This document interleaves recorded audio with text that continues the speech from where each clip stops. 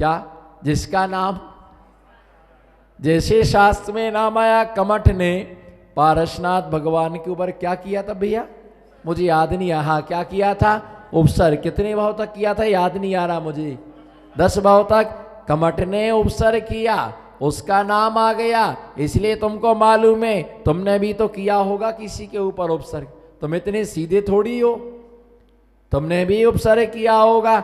ऐसा नहीं हो सकता कि अनंत पर, हाँ अब हम नहीं करते हैं, हमें सम्यक्त हो गया, हमें ज्ञान हो गया है और हमने भगवान को भगवान समझने लगे हैं, इसलिए हम उपसर्ग नहीं करते हैं। बाकी अनंत पर्यायों में हमने भी सब कुछ किया होगा। आज हम धार्मिक बन करके बैठे हुए हैं, पूर्वा भील के जीव का विचार करो, जो धनुष बाण लेकर के मुनिराज को क्या कर रहा था? मार रहा था, मारने के लिए दौड़ रहा था। भाई महावीर बनने के बाद, भाई महावीर बनने के बाद वह क्या दे रहा है ना? सबके लिए उपदेश दे रहा है, सबके लिए कल्याण का मार्ग बता रहा है, सबके लिए हित का क्या दे रहा है? उपदेश दे रहा है। भैया इस प्रकार से उसने ही वो क्या किया? बाण उसने क्या किया?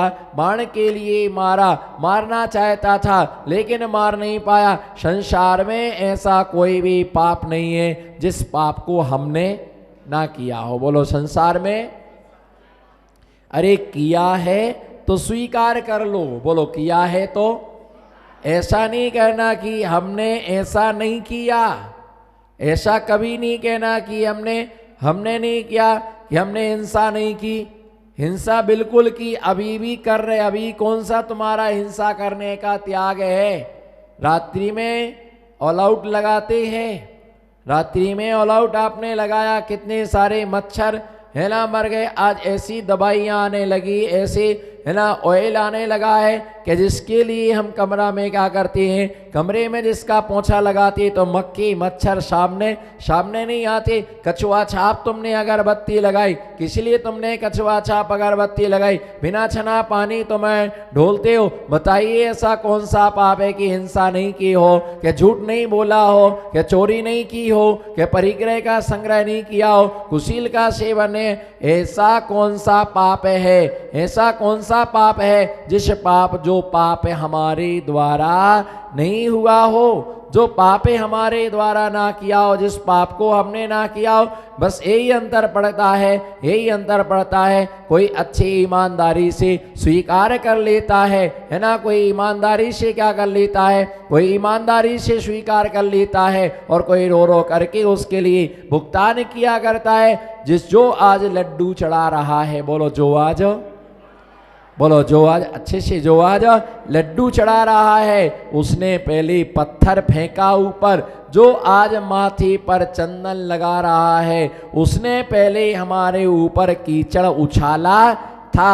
आज जो हमें फूल भेंट कर रहा है, उसने पहले हमें कांटे है ना, कांटे हमारे ऊपर फेंके हैं। आज जो हमसे प्यार कर रहा है, बोलो आज जो हमसे, नमन नमन नमन बोलो भाई, आज जो हमसे प्यार कर रहा है, उसने पहले प्यार किया था। उसने पहले, इधर देखो, उसने पहले प्यार किया था और आज वो हमारे ऊपर क्या कर रहा है? प्यार कर रहा है। आज वो हमारे लिए है ना, हमारी वंदना। कमठ ने 10 भाव तक उपसर्ग किया। बोलो कमठ ने क्या क्या बन कर के क्या क्या नहीं किया? पार्श्वनाथ का जीव मुनिराज की अवस्था में रहा और ये अजगर बना। क्या बना? अजगर बना और देख करके निगल गया। पार्श्वनाथ का जीव स्वर्ग में देव बना, वहां के आकर के फिर मनुष्य बना, मुनि बना, और ये शेर का जीव बना और पूरा मुनिराज के लिए खा गया। पार्श्वनाथ का जीव स्वर्ग में गया, देव बना, फिर मनुष्य पर्याय में आया, मुनिराज बने, भील बना और बाणों के द्वारा शरीर को पूरा छेद दिया, शरीर के लिए भेद दिया, 10 भाव तक करता रहा। और पार्श्वनाथ का जीव पार्श्वनाथ की अवस्था में आया, मुनि अवस्था में आया और ये है ना देव बना। तो इसने आकर के अनेक प्रकार के उपसर्ग उनके ऊपर की, पत्थर वर्षाए। बोलो पत्थर। कहीं कहीं मंदिरों में पारसनाथ भगवान के 10 भवों की कहानी लिखी रहती है, चित्र बने रहते हैं। उन चित्रों में आप देखो कि वो पत्थर फेंक रहा है, कांटे फेंक रहा है ना। आज जो लोग अभिषेक कर रहे हैं, पहले उनके ऊपर देव पर्याय में पानी को क्या किया है, बरसाया है, पानी के लिए बरसाया है। आज जो पहले उनके लिए अनेक प्रकार की गाली देते थे, आज उनका चालीसा पढ़ रहे हैं, आज उनका विधान कर रहे हैं, अनेक प्रकार से उनकी स्तुति। जब पारसनाथ को केवल ज्ञान हुआ, बोलो जब, बोलो पाटनी, जब पारसनाथ जी को केवल ज्ञान उन्हें प्राप्त हुआ, समोषण लगा, 12 सभाएं लगी, तो कमट का जीव भी भगवान के चरणों में आकर के शांति से बैठ गया, सम्यक दर्शन प्राप्त हो गया। अरे उसने इतना उपसर्ग मचाया, इसीलिए तो केवल ज्ञान हो गया, है ना। कोई अब किसी का बुरा चाहता है और बुरा चाहने वाले का बुरा हो जाता है, लेकिन जिसका बुरा चाहा उसका अच्छा उसने उपसर्ग किया तो क्या हो गए। अगर किसी को गाली देने से संतुष्टि मिलती, दे लो भैया। यदि गाली देने से, बोलो ना, गाली देने से संतुष्टि मिलती है, दे लो। अगर 2 थप्पड़ मारने से तुम्हें संतुष्टि मिलती है, मार लो। तुम्हें जो करने से आनंद मिले, लेकिन अधर्म करने से कभी भी आनंद प्राप्त नहीं होता। अधर्म करने से कभी खुशी नहीं मिलती, अधर्म करने से कभी शांति नहीं मिलती, अधर्म करने से कभी प्रसन्नता नहीं मिलती। धर्म करने से ही शांति मिलती है, धर्म करने से ही आनंद आता है, धर्म करने से ही पुण्य का आसरा होता है, धर्म करने से ही पाप समाप्त होता है। चाहे इस बात के लिए आज समझो या कल समझो, सिद्ध भगवान कहाँ पर विराजमान होते हैं, सिद्धालय में। बोलो कहाँ पर, जोर से। और सिद्धालय कहाँ है, लोक के अग्रभाग पर। एक हल्का फुल्का नलना दुबला कुंचुम छोटा सा प्रश्न है, सिद्ध भगवान वापिस कब आएंगे, कब आएंगे भैया सिद्ध भगवान? आपको नहीं मालूम, नहीं मालूम ना। भगवान सिद्ध भगवान वापिस कब आएंगे जी, बोलो कब आएंगे? सिद्ध भगवान वापिस कभी भी नहीं आएंगे। वो वहां पर क्या कर रहे हैं, हिसाब किताब, किसका कितना बाकी है। बाकी सारी दुनिया झांकी है, बोलो किसका कितना, क्या कर रहे हैं, पेन कॉपी ले गए क्या हिसाब किताब के लिए? अरे भैया भगवान सिद्ध भगवान वहां पर एक प्रश्न उठता है। छोटे छोटे बच्चे तुमसे पूछ लें कि भगवान वहां पर क्या कर रहे, तो तुमको जवाब नहीं है, लेना का देना पड़ जाए, है ना।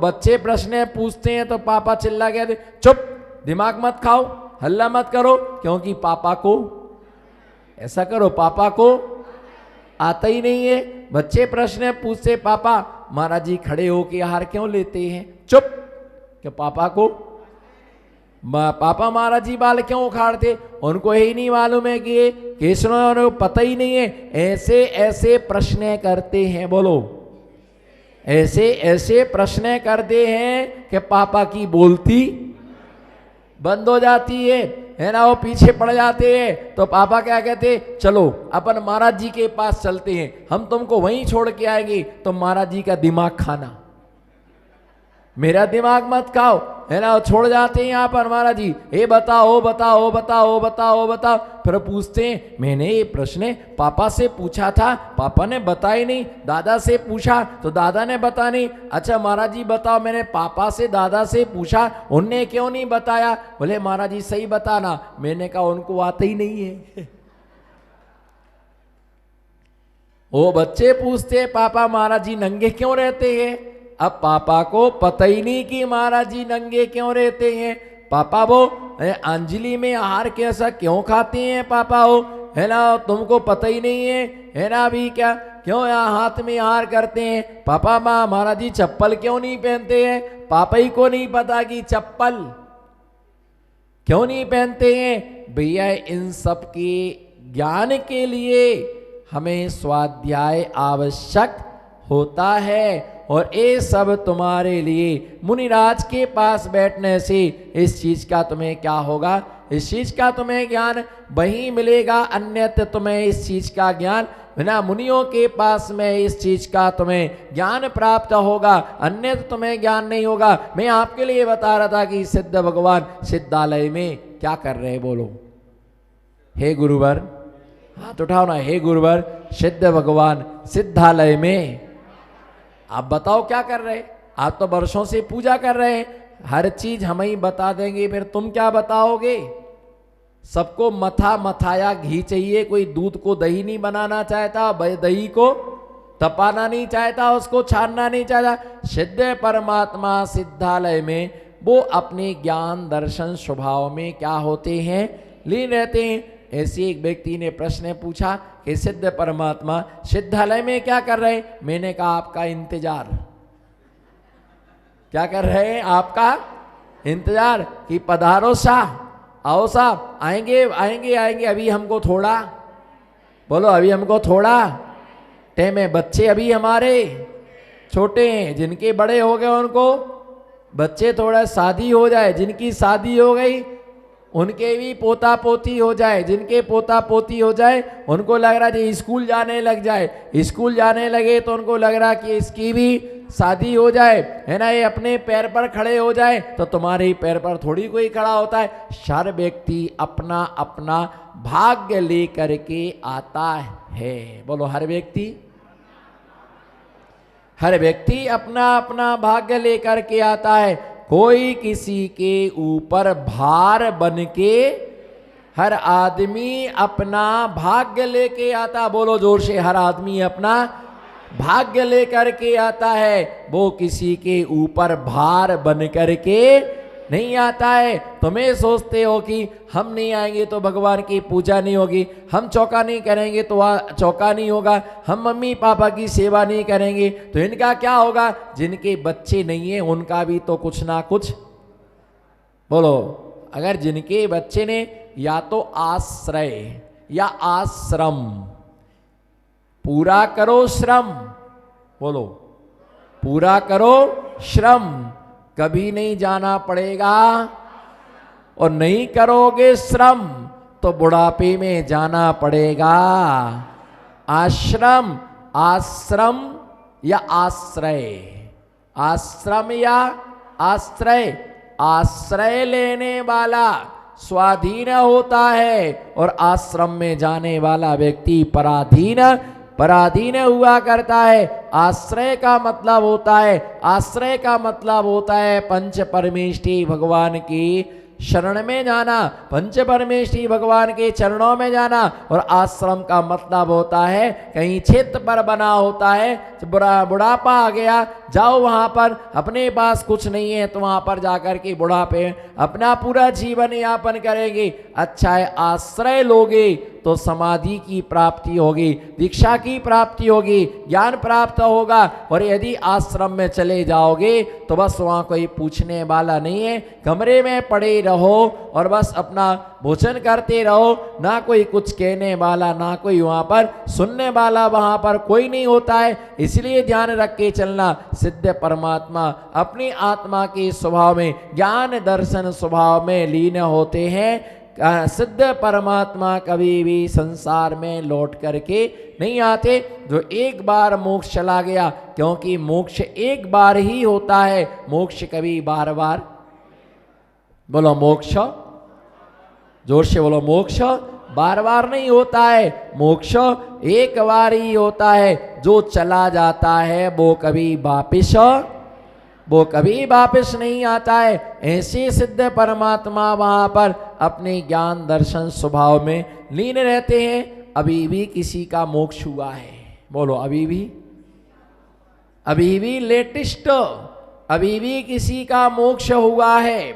और अभी भी कोई महामुनिराज छपक श्रेणी पर आरोहण करके 8वें गुणस्थान से 9वें में गए हैं, कोई मुनिराज 9वें से 10वें में गए। मैं देख रहा हूं, मुझे दिखाई दे रहा है, मुझे अनुभव हो रहा है, 10वें गुणस्थान में पहुंचे और 10वें से सूक्ष्म संप्रदाय कसाय को सूक्ष्म करके 11वें 12वें गुणस्थान में सीधे पहुंच गए। वहां पर ध्यान में लीन होकर के देखो, ज्ञानावर्णी कर्म का क्षय कर रहे, दर्शनावर्णी कर्म का क्षय कर रहे, बस उनका एक अंतराय कर्म शेष रह गया, वो भी क्षय होने के लिए बिल्कुल किनारे पर है। और वो भी देखते देखते देखते उनका क्षय हो गया है। बस वो 13वें गुणस्थान वर्ती केवल ज्ञानी हो गए और कोई सूक्ष्म क्रिया विपरीत क्रिया नहीं वर्ती नहीं नाम का। 14 में चौथे ध्यान में लीन है। 14वें गुणस्थान से वो सिद्धालय की ओर उनका गमन हो गया है, मोक्ष हो गया है। आप कहेंगे महाराज ये तो आश्चर्य वाली बात है, पंचम काल में मोक्ष होता ही? बोलो ना पाटनी जी, हाथ उठाओ। पंचम काल में मोक्ष, बोलो पीछे वाली भटकती आत्मा, बोलो पंचम काल में मोक्ष। अरे बोलो तो पंचम काल में मोक्ष होता ही नहीं है। मैंने कब कहा पंचम काल में मोक्ष होता है? लेकिन अभी भी किसी को मोक्ष हो रहा है, अभी भी किसी को मोक्ष हो रहा है। भैया भरत ऐरावत क्षेत्र में पंचम काल चल रहा है जी। बोलो कौन से काल में, कौन से क्षेत्र में? बोलो कौन से क्षेत्र में? भरत क्षेत्र में और ऐरावत क्षेत्र में पंचम काल चल रहा है ना। इस क्षेत्र में क्या चल रहा है? पंचम काल चल रहा है। लेकिन विदेह क्षेत्र में, बोलो विदेह क्षेत्र में, विदेह क्षेत्र में चौथा काल चल रहा है। वहां से निरंतर जीव मोक्ष के लिए जाते रहते हैं। चलो अपन भी चलते छावनी से सब वही विदेह क्षेत्र, अपन को भी जल्दी मोक्ष हो जाएगा, फ्री हो जाएंगे। कब तक संसार में भटकते रहेंगे? कहाँ चलना है? तो बुलाओ टेम्पू वाले को, फोन करो। गाड़ी जाती होगी बहन जी, आपके पास तो नंबर होगा गाड़ी। मर्सिडीज है ना, कौन सी गाड़ी है ना? BMW, बोलो तूफान। अरे भैया बैठ मत जाना किसी गाड़ी में, न विदेश क्षेत्र की गाड़ी में बैठ जाओ और विदेश पटका है वो आपको, है ना। पता चला मोक्ष तो नहीं मिला, जो महाराज जी मिले थे वो भी मोक्ष तो नहीं मिला, विदेश जाना था और कहाँ छोड़ाया वो, है ना, विदेश, है ना, विदेश छोड़ाया। जैसे क्या है, समझने में बहुत बड़ा फेर हो जाता है। जैसे किसी ने कहा भैया कड़ी रोटी लाओ, बोलो देखो समझने से कितना, कड़ी रोटी लाओ, भोजन करेंगे कड़ी, बोलो ना बहन जी, दुखी क्यों बैठे हो? कड़ी रोटी लाओ, हाथ उठाओ, कड़ी रोटी लाओ। तो उसमें एक कटोरी में कड़ी और रोटी ला, अरे भैया कड़ी रोटी चाहिए। तो अब समझी नहीं मैं क्या करूं, क्या चाहिए? हमने कड़ी रोटी मंगाई और तुमने चौके में देखो ना, गिलास लाओ, वो गिलास ला देती। क्या मंगाया था? क्या मंगाया था? गिलास मंगाए और क्या लाए, है ना, गिलास ला के दे दिया। वो समझते ही नहीं, बोले कड़ी रोटी लाओ, है ना, कड़ी रोटी लाए तो वो खाकड़ा उठा लाए।